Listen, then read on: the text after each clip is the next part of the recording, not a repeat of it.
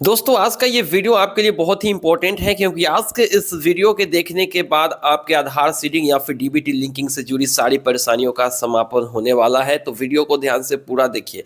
आप लोगों को बता दें कि किसी भी सरकारी योजनाओं के पैसे आपके खाते तक पहुंचने के लिए आपके आधार कार्ड को डीबीटी से लिंक होना ज़रूरी है, यानी एनपीसीआई से मैप होना ज़रूरी है। अब एनपीसीआई से मैप कराने के बहुत सारे तरीके आपने अगर आजमा लिए हैं, अगर आपने बैंक में जाकर जमा कर दिया है फॉर्म फिर भी आपका नहीं हो रहा है, तो ये वाला वीडियो देखने के बाद ना आपके सारे परेशानियों का हल होने वाला है। 100% आपका जो आधार कार्ड है वो डीबीटी से लिंक होने वाला है। सबसे पहले हम आपको बता दें कि अगर आप बैंक में जाते हो आधार सीडिंग के लिए और बैंक को बोलते हो आधार सीडिंग करने के लिए, तो वहाँ पर जो है बैंक आपके खाते से आधार कार्ड को ऐड कर देता है, लेकिन वो आपके डाटा को एनपीसीआई के सर्वर पर नहीं भेजता है, जिसकी वजह से आपका आधार सीडिंग प्रोसेस कंप्लीट नहीं होता है और बस खाते से केवाईसी टाइप आपका आधार कनेक्ट हो जाता है और वही स्क्रीनशॉट और वही चीज़ें दिखाकर बैंक आपको वापस भेज देता है। दूसरी बात कि अगर आपने किसी बैंक में पहले से लिंक किया हुआ था, बैंक बंद करवा दिया है, दूसरे बैंक में जा रहे हैं, लिंक नहीं हो रहा है, तो आप देखिए बैंक बंद करवाने से पहले ना एक बार अपने आधार कार्ड को डीलिंक करवा लीजिए। बैंक में जाइए, खाता बंद करवाने से पहले बोलिए कि हमें जो है आधार कार्ड डीलिंक कराना है खाते से, तो वो डीलिंक कर देंगे, हमने भी कराया है, डीलिंक हो जाता है। उसके बाद किसी दूसरे बैंक में लिंक करेंगे तो 100% आपका लिंक हो जाएगा। खैर, ये तो हुई शुरुआती जानकारी। अब चलिए डिटेल्स में बात करते हैं कि कैसे आप लोगों का आधार कार्ड जो है वो डीबीटी से 100% लिंक होगा और ना आपकी स्कॉलरशिप रुकेगी, ना पीएम किसान योजना का पैसा रुकेगा, ना ही आपकी गैस की सब्सिडी रुकेगी और ना ही आपका पेंशन रुकेगा। तो चलिए डिले बिना किए देख लेते हैं वीडियो को डिटेल्स में। क्या है प्रोसेस आधार सीडिंग के? तो ये है आधार सीडिंग प्रोसेस जो कि एनपीसीआई की तरफ से दिया गया है। यहाँ पर आप लोग देख सकते हो आधार सीडिंग की जो प्रोसेस है वो कैसे काम करता है। सबसे पहले इसको समझना ज़रूरी है। मैं आपको काफ़ी आसान भाषा में समझाने की कोशिश करूँगा कि आखिर आधार जो सीडिंग की प्रोसेस होती है, जो कि आप यहाँ पर देख सकते हो। आधार सीडिंग जो है डीबीटी रिसीव करने के लिए ज़रूरी होता है। कोई भी गवर्नमेंट स्कीम के तहत अगर आपको पैसा मिलना होता है तो उसके लिए डीबीटी जो है लिंक कराना ज़रूरी होता है।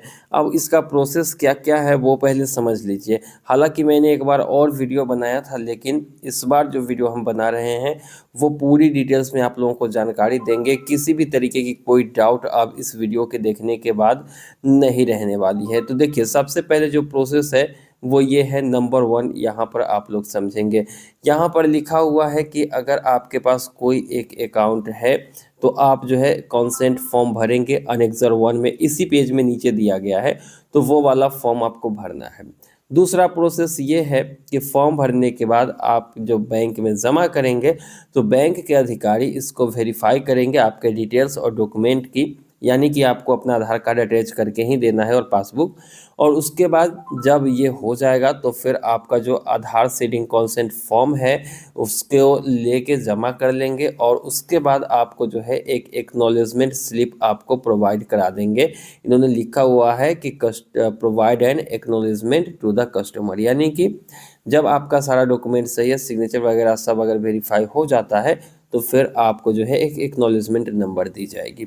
तीसरा पॉइंट यहाँ पर यह बताया जा रहा है कि उसके बाद ब्रांच जो है आपका आधार नंबर कस्टमर के अकाउंट से भी यहाँ पे लिंक करना है और एनपीसीआई से भी मैपर से, यानी कि एनपीसीआई मैपर से भी वो कनेक्ट करेंगे आपके आधार को और आपके अकाउंट से तो वो करेंगे ही। एक बार जब ये काम कंप्लीट हो जाता है तो फिर आपका जो आधार नंबर है वो एनपीसीआई मैपर यानी यूआईडीएआई के वेबसाइट पर शो हो जाएगा। तो ये है इतना प्रोसेस। अब यहाँ पर बहुत से लोगों का शो नहीं होता है, तो इसका कारण क्या है वो भी समझना ज़रूरी है। तो चलिए उसको भी समझ लेते हैं। बहुत से लोग क्या करते हैं कि अपना अकाउंट जो है वो बंद करवा देते हैं पुराना, और उसके बाद नए में वो आधार कार्ड लिंक करवाने जाते हैं। तो ऐसी स्थिति में हो सकता है आपके आधार कार्ड के लिंक होने में परेशानी हो। तो अगर आप कोई अपना अकाउंट अगर बंद करवा रहे हैं तो पहले अपना आधार डीलिंक करवा लीजिए, क्योंकि हमने भी डीलिंक कराया था पंजाब नेशनल बैंक से। तो डीलिंक करवा लेंगे तो नए खाते में जोड़ने में आसानी होगी। अब चलिए मान लेते हैं कि आपने अपना अकाउंट बंद नहीं करवाया है और आप दूसरे बैंक में दे रहे हैं आधार सीडिंग के लिए, तो भी आपका हो जाना है, क्योंकि ज़रूरी नहीं है कि आप जो बैंक बंद करवा रहे हैं उससे डीलिंक करवाएं। आप बंद करवा चुके हैं तो फिर डीलिंक कैसे होगा? आपका अकाउंट तो बंद हो गया है, लेकिन ज़रूरी नहीं कि दूसरे अकाउंट में लिंक नहीं होगा, लिंक होता है। लेकिन बहुत से केस में क्या होता है कि आपके अकाउंट से आधार नंबर को बैंक कनेक्ट कर देती है, लेकिन एनपीसीआई मैपर पर वो अपडेट नहीं करती है, और यही कारण है कि वो एनपीसीआई मैपर पर शो नहीं होता है। ठीक है, अब चलिए, अब यहाँ पर कस्टमर का रोल क्या होता है इसको समझना बहुत ज़रूरी है, और बैंक का रोल क्या होता है वो समझिए। कस्टमर को करना क्या है कि अपना जो फॉर्म है वो भर के फिजिकल या इलेक्ट्रॉनिक फॉर्म में बैंक को दे देना है। उसके बाद अगर आप अपना एक अकाउंट से दूसरे अकाउंट में आधार नंबर मूव कर रहे हैं तो आपको जो है बैंक का नाम भी प्रोवाइड कराना होगा, जहां से आप आधार का यानी डीबीटी के लिए लिंक अगर पहले से है और दूसरे में जा रहे हैं तो कौन से बैंक में लिंक है ये आपको बताना होगा। ये दूसरा पॉइंट हो गया। तीसरा पॉइंट ये बता रहा है कि इनकेस फिजिकल फॉर्म, अगर फिजिकल फॉर्म आप दे रहे हैं तो उसके बाद जो है बैंक के रिकॉर्ड के हिसाब से ये सिग्नेचर भी होना चाहिए, और साथ ही साथ सीडिंग जब कंप्लीट हो जाती है तो कस्टमर जो है वो अपने गैस सर्विस प्रोवाइडर के पास सब्सिडी के लिए या फिर सब्सिडी अमाउंट अगर पेंडिंग है तो उसके लिए अप्रोच कर सकता है। तो यहाँ पर ये तो चीज़ें हो गई कस्टमर के रोल्स की। अब बैंक का इसमें क्या रोल है, देखिए बैंक यहाँ पर क्या गलती करता है वो समझिए। Verify the completeness of the consent form, वो आपके कंसेंट फॉर्म जो फॉर्म नीचे में है मैं आपको बताऊंगा, जब वो फॉर्म आप जमा करेंगे तो उसको वो वेरीफाई करेगा कि ये कंप्लीट है कि नहीं, डॉक्यूमेंट सही है कि नहीं, कस्टमर के सिग्नेचर सही है या फिर नहीं। उसके बाद 2 नंबर पॉइंट यहाँ पर देखेंगे कि उसके बाद जो है बैंक जो है क्या करेगा, आपके आधार कार्ड को सीबीएस यानी कोर बैंकिंग सॉल्यूशन बैंक में आपके अकाउंट से तो वो कनेक्ट करेगा ही। दूसरा काम यहाँ पर ये बताया रहा है कि अपडेटिंग एनपीसीआई मैपर, उसके बाद बैंक क्या करेगा कि उसे एनपीसीआई मैपर पर अपडेट करेगा, तभी आपका जो है एनपीसीआई मैपर यानी यूआईडीआई के वेबसाइट पे आप लोग चेक कर पाओगे। तो बहुत केस में होता क्या है कि बैंक ये वाला प्रोसेस कर देता है, आपके आधार नंबर को बैंक अकाउंट से कनेक्ट कर देता है और वो एनपीसीआई मैपर पर अपडेट ही नहीं करता है, जिसके वजह से आपका अपडेट नहीं होता है, डीबीटी लिंक नहीं होता है। अब देखिए यहाँ पर बता रहा है नोट में कि अगर आप आधार नंबर अपने अकाउंट में लिंक करा रहे हो तो इसका मतलब है कि आपका जो है, इसका मतलब हुआ कि ब्रांच जो है आपका मैपर पर अपडेट नहीं कर रहा है, वो आपके अकाउंट से अपडेट कर रहा है। ठीक है, अब उसके बाद अगर बैंक मैपर पर अपडेट कर देता है ये वाला प्रोसेस, तो उसके बाद जो है रिस्पॉन्स फाइल जो है एनपीसीआई से रिसीव होगा, उसको वेरीफाई करना होता है, और अपलोड करने के बाद उसके बाद अगर किसी केस में आपका आधार नंबर अपडेट नहीं होता है, फेल हो जाता है, तो उसके बाद जो है अपडेट फिर से किया जाएगा। In case of failure in updating any Aadhaar number necessary corrective action has to be taken and CBS also should be updated accordingly. अब कस्टमर के क्वेरी और कंप्लेंट के बारे में थोड़ा सा जान लीजिए, बहुत इंपॉर्टेंट टॉपिक यहाँ पर दिया गया है कि ब्रांच को समझना चाहिए कि अगर आधार नंबर एनपीसीआई मैपर पर अपडेट नहीं किया गया है तो ये पूरा जो है बैंक के ऊपर डिपेंड करता है, और बैंक के ऊपर ही पूरा तरीके से ये निर्भर करता है कि वो एनपीसीआई मैपर पर अपडेट करे। कस्टमर को ये नहीं बोलना चाहिए कि एनपीसीआई ने उसके आधार नंबर को अपडेट नहीं किया है। मतलब आप कस्टमर है तो आप ये बात तो बोल ही नहीं सकते हैं कि एनपीसीआई ने आपके जो आधार नंबर है उसको अपडेट नहीं किया है, और बैंक ये भी नहीं बता सकता है आपको कि हमने तो यहाँ से कर दिया है लेकिन एनपीसीआई ने अपडेट नहीं किया है। ये पूरे तरीके से बैंक के ऊपर डिपेंड करता है, यहाँ पर क्लियरली मेंशन किया गया है। अब देखिए, आधार नंबर अगर आपके बैंक के सीबीएस में अगर एक्टिवेट है यानी कोर बैंकिंग सॉल्यूशन में, इसका मतलब ये नहीं है कि मैपर फाइल अपडेट हो चुका है। ब्रांच को सीबीएस स्क्रीन दिखाकर या फिर स्क्रीनशॉट देकर कस्टमर को कंफर्म करना सीडिंग ये गलत है।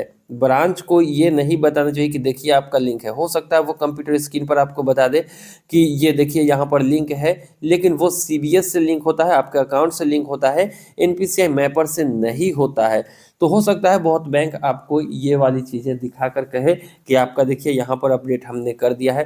तो इन्होंने क्लियरली कह दिया है कि ब्रांच को वो स्क्रीनशॉट नहीं दिखाना चाहिए अगर उसने मैपर फाइल अपडेट नहीं किया है तो।